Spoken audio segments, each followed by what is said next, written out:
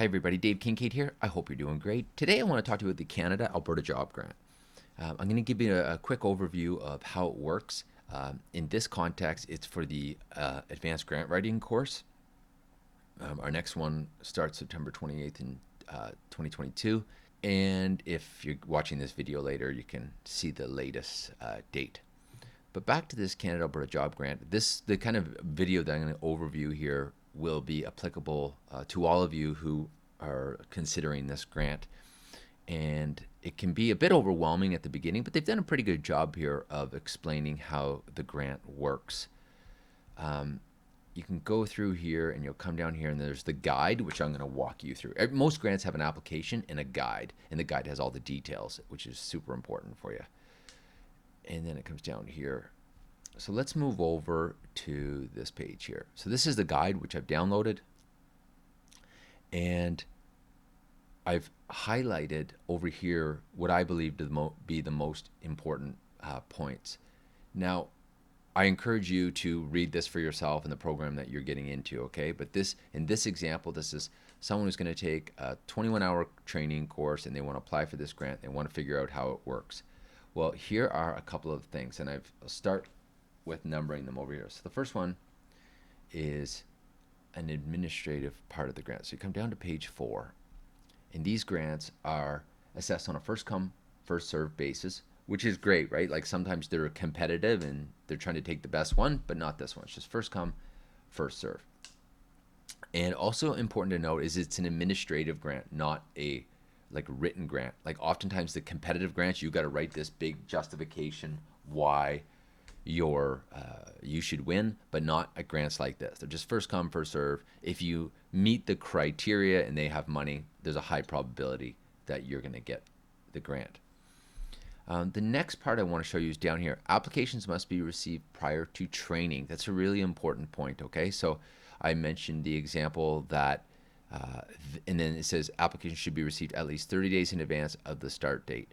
So in this case, I'll go back to this. The course is going to be in September. This is June 7th of that year.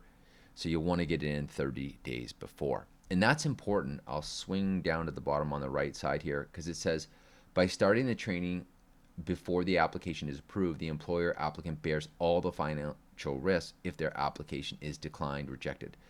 So it's pretty cool. You can put this in.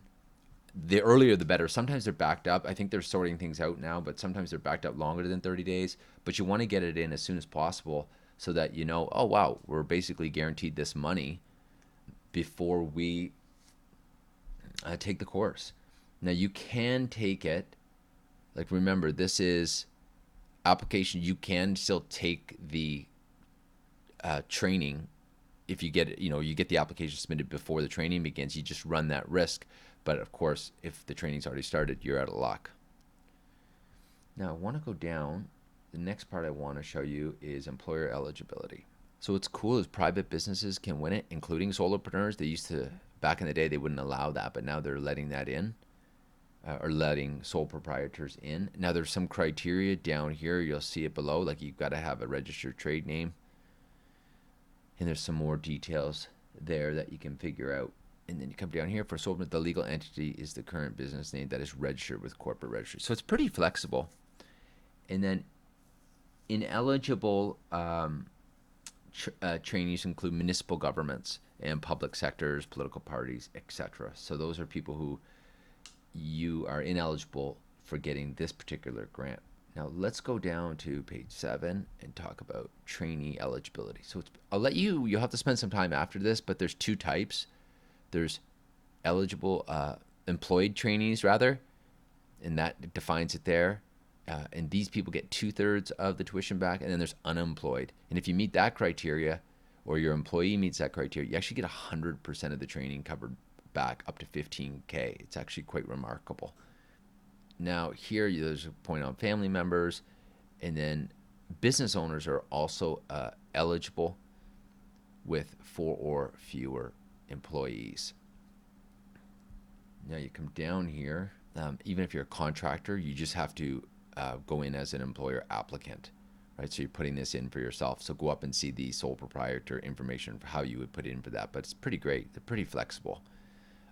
There's your ineligible people. Mostly it's company founders with 5 or more employees, and a couple other ones there. Now the next area we're going to go to is page 11. Let's scroll down to page 11. Oh, and this is just training eligible. So obviously it has to meet a certain criteria, and I would encourage you to go through this. But in this example, it's 21 hours. It meets all the criteria for eligible training.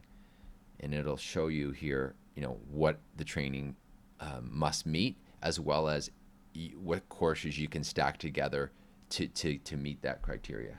And now let's go down to page 14. Again here, training can start once you've received it. So you can put in the day before the training that begins. You're just running the risk of, are you going to get funded? And so the recommended 30 business days. I would encourage you to do it even earlier. By starting the training, you're running the risk. And then there's some issues there on training multiple employees can go on one application. It's pretty good. And then employer eligibility, which we've meet for this course here. And then how to apply, you just come back to this page. You click on the portal, brings you this, and you're going to have to go through My Digital ID for Business account. And all of the information is on the course syllabus. So you can take this and use all this information right here inside the portal. It'll answer all the questions that you need, and then you attach this syllabus. And you can download this syllabus on this website to get your own version of it. Just download it there, and then that opens up. Okay, so that's an overview, of a pretty high level overview. I encourage you to take your time, really study this, but that's the most important aspects, I believe, for the Canada-Alberta Job Grant, and you can use it for this course or any training as long as it meets the criteria. I'd encourage you to use it. It's a great one. If you found this video helpful, feel free to subscribe, and I'll get some more out to you. And if it was any good, please let me know by giving it a like button if you wish. Take care now. Bye-bye.